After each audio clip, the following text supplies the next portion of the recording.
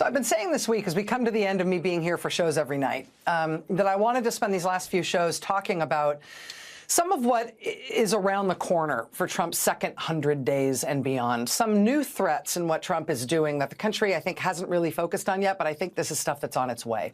On Monday night, we talked about the first thing I really wanted to raise a flag on, which is this military zone Trump has created on the border where active duty U.S. troops have been given legal authorization to arrest U.S. citizens and search U.S. citizens on U.S. soil. That is not something the American military is supposed to do.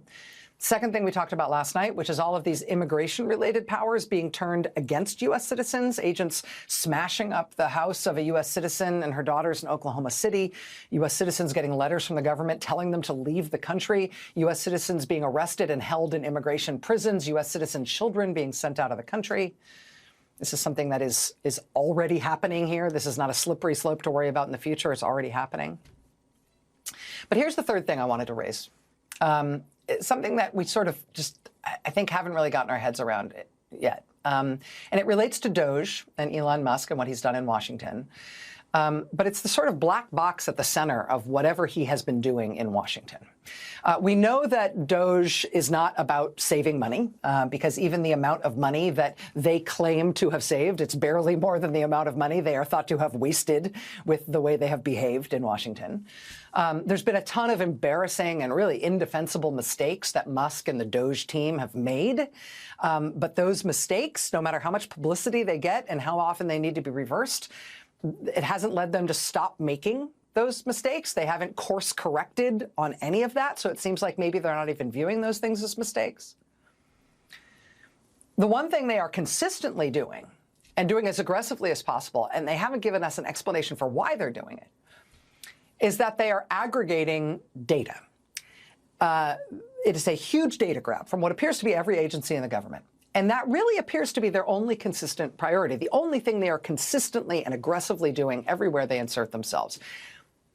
What is that about? Why are they doing that?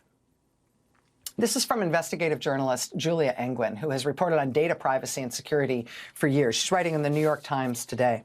She says, quote, DOGE is assembling a sprawling domestic surveillance system for the Trump administration, the likes of which we have never seen in the United States. Over the past 100 days, DOGE teams have grabbed personal data about U.S. residents from dozens of federal databases and are reportedly merging it all into a master database. This month, House Democratic lawmakers reported that a whistleblower had come forward to reveal that the master database will combine data from federal agencies, including Social Security, the IRS, and the Department of Health and Human Services. The whistleblower also alleged that DOGE workers are filling backpacks with multiple laptops, each one loaded with purloined agency data. What this amounts to is a stunningly fast reversal of our long history of siloing government data to prevent its misuse. In their first 100 days, Musk and Trump have knocked down the barriers that were intended to prevent them from creating dossiers on every U.S. resident. Now they seem to be building a defining feature of many authoritarian regimes, comprehensive files on everyone, so they can punish those who protest. A longtime civil liberties lawyer tells Ms. Angwin for the Times today, quote, this is what we were always scared of. The infrastructure for turnkey totalitarianism is there for an administration willing to break the law. Joining us now is Julia Angwin. She's founder of Proof News. She's the author of Dragnet Nation, A Quest for Privacy, Security, and Freedom in a World of Relentless Surveillance. Ms. Angwin, I really appreciate you being here tonight. Thank you. Thanks for having me. So I think that your op-ed is really helpful. I'm not any more tech savvy than the average bear, but I have found myself increasingly worried about what we don't know about why DOGE is assembling data the way they are and what they are planning to do with it. For an audience that may not be totally familiar with surveillance technology and the kind of privacy protections that you're so well versed in, can you explain in just layman's terms what you're most worried about here?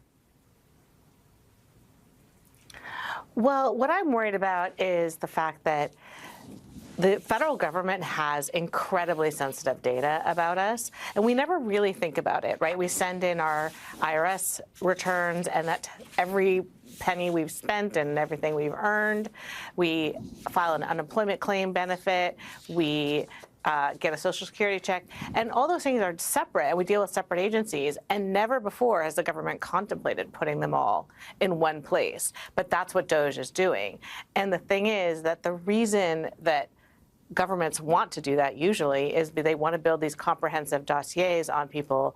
So essentially, the thing that authoritarians really like is they want to be able to say with a snap of a finger, I don't like this person, let's find something on him. And if they have to go to 6, 10 agencies to figure out that thing, that's hard. They want it all in one place. So they want to be able to just get something on you. China is sort of the example that does this. They have these master files that they have on every citizen that are everything that they've ever done. It's called social credit scores. They have, and they use it to punish dissent. And I'm very worried that that's where we're going. We have a president who's been really outspoken about he wants revenge on his political enemies, and we have somebody collecting data about everyone so that he can go after his enemies. You write really, I think, articulately and clearly about the privacy laws and the sort of inherent safety structures that are built into siloing data the way that you're describing, so it can't be easily combined. But if the type of one-stop shopping master database is being compiled here, is U.S. privacy law powerless against it? I mean, could legal action force the dismantling of something like that, or would it effectively be beyond the law? Well, our privacy law is really not up to the task. First of all, we are one of the only nations that doesn't have a comprehensive privacy law that protects, basically sets a minimum baseline for all data usage. Every other country has one. And almost every other country has a data protection authority that's an agency tasked specifically with protecting data. So we're already behind. But then if you look at the law that specifically applies to the federal government data, the Federal Privacy Act, it was passed in 1974 basically under a thought that, like, we would have good faith actors who would be making sort of maybe a mistake with data, but not acting malevolently. So there's really no fines, I mean, minimum fines. There's very little remedies. Basically, the remedy is you go to the court and say, they took my data, they were wrong, I want it corrected. Sort of like the idea was more like correcting your credit score or getting your name changed. And so there isn't a lot that the judges have to work with when they are using, they know that this law applies, but there's not a lot that they can do to stop other than saying make sure that the data is correct, or that you publish a notice in the Federal Register saying you're going to use the data for this purpose, both of which are not really adequate remedies for the creation of dossier files about every citizen, the likes of which we have never seen. Yeah, which just highlights the need to have a political response to this that creates a political cost for those who are trying to do it. First step toward that is understanding what they're doing, and I think your work on this has really helped me at least understand what the threats are and what the parameters of this are. So, Julia Engwin, investigative journalist, thank you so much for your writing on this, and thank you for your time tonight. Thank you. All right, much more news ahead here tonight. Stay with us. I'm about to show you a remarkable photograph. This was taken today by Reuters.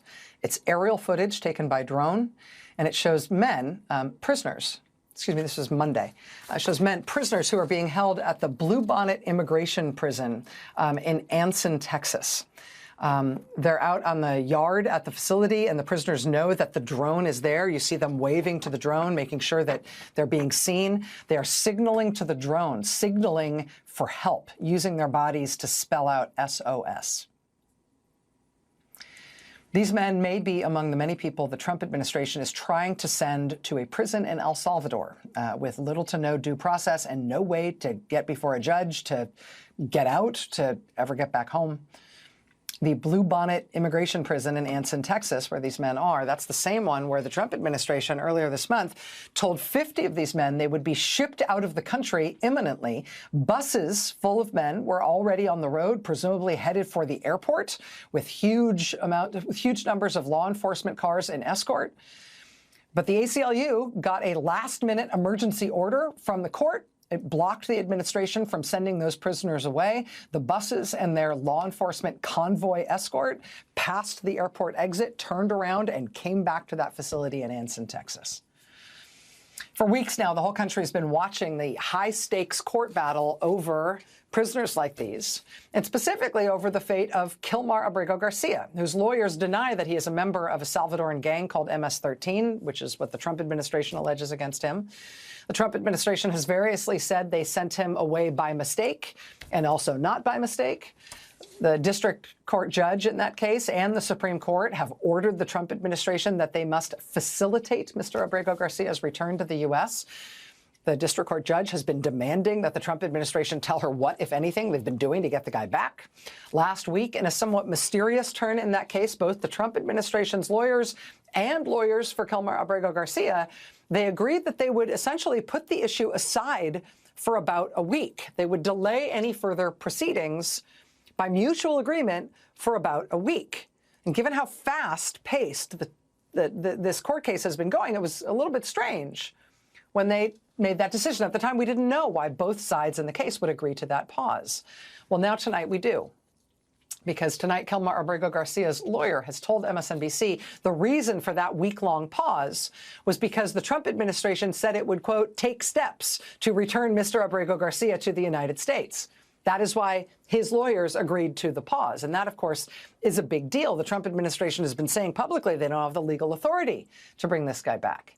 Now his attorney says Trump administration lawyers told the judge, actually, they are working to get him back. They just needed a few days to get it done. Well, a week later, nothing seems to have happened. The lawyer for Mr. Kilmar Abrego Garcia telling us, quote, it remains unclear what, if anything, the government has done in the past 7 days to bring our client home to his family.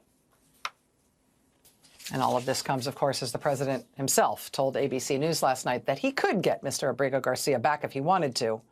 He just doesn't want to. It'll be interesting to see how that lands in court. Throughout these many immigration cases, protesters and lawmakers have kept the pressure up by showing up. But it has been judges who have been holding the line, and it has been lawyers who have been rushing these cases into court in the most dire of circumstances. One of the lawyers leading that fight has been the ACLU's Lee Gallant. He joins us next. Stay with us.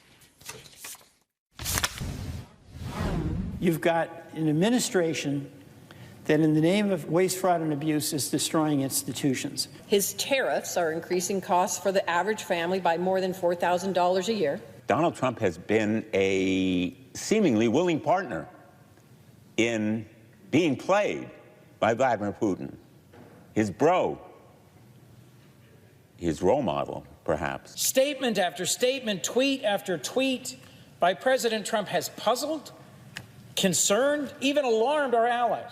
He's going to invade Greenland, a NATO ally. He's going to take back the Panama Canal. He's going to take over the Gaza Strip and make it Mara Gaza. Democratic U.S. senators are holding the floor tonight in Washington, and it looks like they may be there all night. They're doing this to put a spotlight on how destructive they say Trump's first 100 days in office have been. Some senators focusing specifically on the corruption problem that is roaring in this White House that has not yet become a main focus of public attention to what Trump's term in office has been like. One of the senators who helped organize this effort is U.S. Connecticut Senator Chris Murphy. He joins us now live from the Senate. Senator, I really appreciate you making time to be with us tonight. Thank you. Yeah, great. Thanks for having me. What are you and your colleagues doing tonight? Well, I mean, we're telling a pretty simple but heartbreaking story. President Trump has used the first 100 days to hand over our government to the billionaire class, to make him and his Mar-a-Lago friends richer, and to make us all poorer in the process. And people are more pessimistic about the economy than ever before in modern times. And what they are watching is a president who is shamelessly trying to raise costs for Americans in order to help himself and his billionaire pals. The story I told on the floor tonight was an especially heartbreaking one. It was a story about Trump's attempt to try to normalize large-scale, brazen, everyday corruption. What's happening right now is that Trump is trying to be so corrupt, so publicly, every single day to kind of lull everybody to sleep. Just the other day, he announced that the top 25 purchasers of his crypto coin would get VIP access to the White House. He's essentially selling the building that we all pay for in order to enrich himself. This is why Trump's approval ratings are cratering, and our belief is that if we tell this true story, and if his approval ratings continue to come down, it'll make it harder for him to garner support on his own side of the aisle with very slim majorities to pass the kind of harmful legislation they're contemplating this summer, primarily this massive cut to Medicaid benefits, that's insurance for 25% of Americans, in order to pass along a new unnecessary tax cut for his billionaire crowd. Maybe we can stop that if we continue to tell the American people the true story of what's happening in this administration. This crypto venture that he has opened, in which anybody, including people in foreign countries, can give him any amount of money, and it's not going to a political action committee, it's not going to a campaign, it just goes into his pocket. And he's now offering access to himself in exchange for people who are willing to give him very large amounts of money to do this. You've described this crypto venture as the most corrupt thing any president has ever done in the history of the United States. And I think you make a pretty compelling case about that. If the Congress and the U.S. Senate were doing its job, what would be the appropriate response to that? Well, the first question is, why isn't the Department of Justice doing its job? I mean, this is corrupt on its face, but it is likely illegal. You probably don't have to scratch very deep to find an instance where the president has received an enormous infusion of cash to his crypto coin from a CEO or foreign oligarch who is then asking for a favor from Donald Trump. I mean, this is unethical, corrupt, but likely illegal if any prosecutor worth their salt was trying to even scratch the surface. But to the extent it's not already apparent that a president of the United States should not be running a backdoor bribery scheme, the equivalent of posting your Cash App on the White House webpage, then we should make it crystal clear that that's illegal. If we were doing our job, we would pass legislation saying that no president can monetize the White House by owning a crypto coin that he uses the official channels of the White House to sell to the public, to CEOs, to Saudi princes, and anybody else who has business before the United States Congress, so before the White House. So this should have a prosecutorial response, but yes, of course, if Democrats were in charge of the Congress, we would have a legislative response as well. Democratic U.S. Senator Chris Murphy of Connecticut, who among his colleagues is going to be at the Senate, looks like most of the night tonight. Thank you very much for your time, sir. Appreciate you being here. Thank you. All right, we've got much more news ahead here tonight. Stay with us.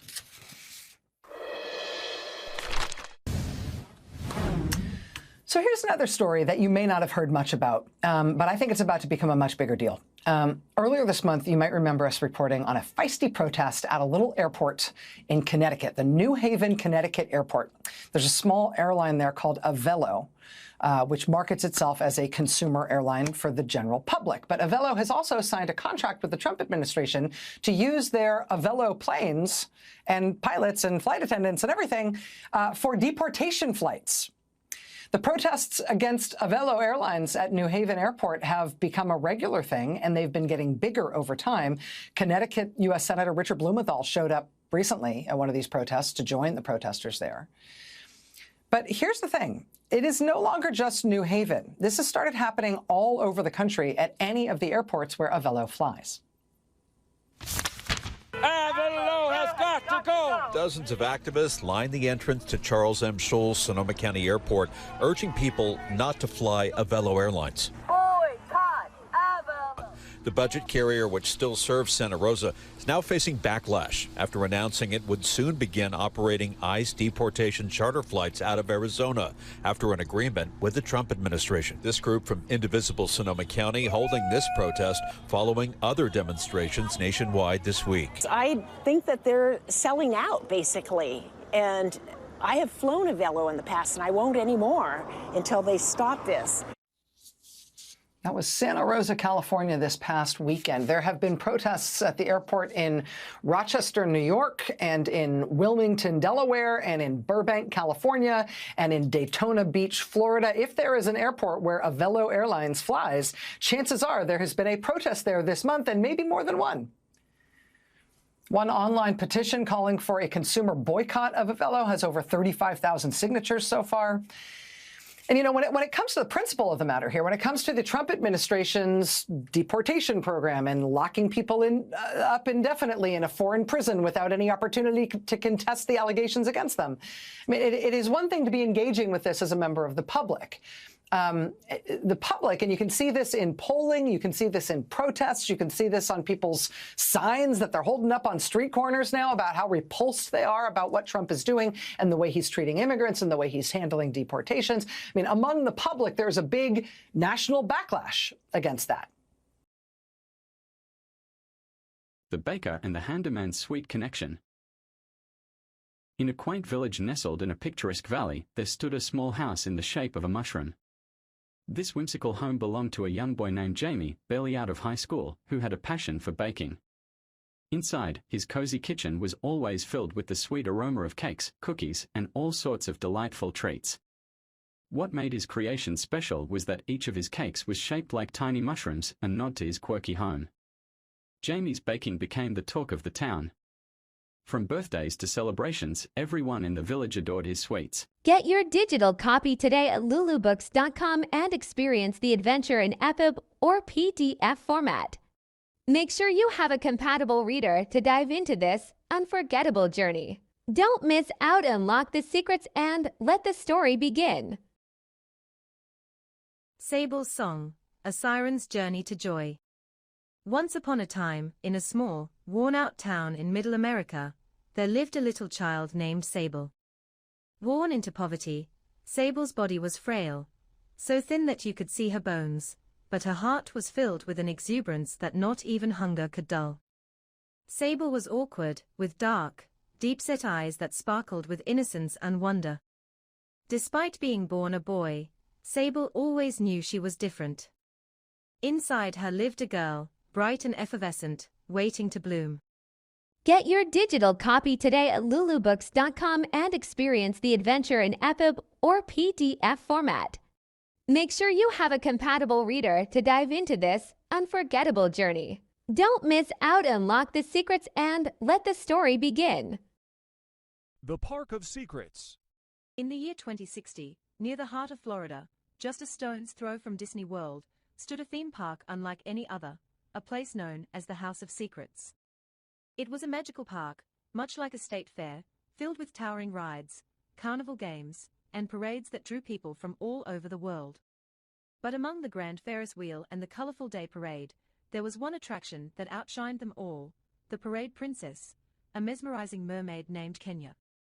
Kenya was a sight to behold. At 22 years old, fresh out of college, she had the kind of beauty that drew people to her like moths to a flame. Her brown skin glowed under the park lights, her hair a stunning mix of purple and pink that cascaded over her shoulders. Little pink hearts adorned her cheeks, and a ribbon of color stretched across her nose. But it wasn't just her beauty that made her special. Her eyes, big and almond-shaped, seemed to capture the hearts of everyone who saw. Discover the magic of the Park of Secrets. Step into a world of wonder with the Park of Secrets, a heartwarming tale by Ariel Williams that will captivate your imagination. This enchanting story is now available exclusively on Lulu Books. The Future, Daughters of Liberty, A New Dawn. In 2040, the United States was a fractured nation, still reeling from the fallout of Project 2025, the catastrophic policy that had allowed a resurgence of systemic oppression. The Deep South had seceded once more, forming the antebellum republic, where human trafficking, racial inequality, and gender oppression became tragically normalized. The Second Civil War erupted as the rest of the nation sought to free those trapped in this dystopian regime. After years of bloodshed, Kamala Harris had finally led the Union to victory, restoring a fragile sense of hope. But the battle scars ran deep, especially in places like Louisiana, where the remnants of a broken society still lingered. Get your digital copy today at lulubooks.com and experience the adventure in EPUB or PDF format. Make sure you have a compatible reader to dive into this unforgettable journey. Don't miss out, unlock the secrets, and let the story begin.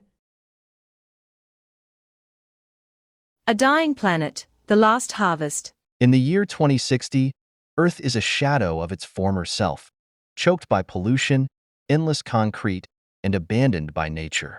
Only a small fishing village by the sea has managed to preserve the planet's last untouched forest. In this dying world, June and Win, two young girls and the last children in their village, cling to the remnants of hope and innocence. Win roams the forest, collecting the season's last harvest, while June sings songs that echo with a haunting beauty through the village. Get your digital copy today at lulubooks.com and experience the adventure in EPUB or PDF format. Make sure you have a compatible reader to dive into this unforgettable journey. Don't miss out, unlock the secrets, and let the story begin. I told you. What did I tell you? Didn't I tell you? 'Cause I told you. And when did I tell you? A long time ago. And what did I say will happen when I told you? Exactly what just happened.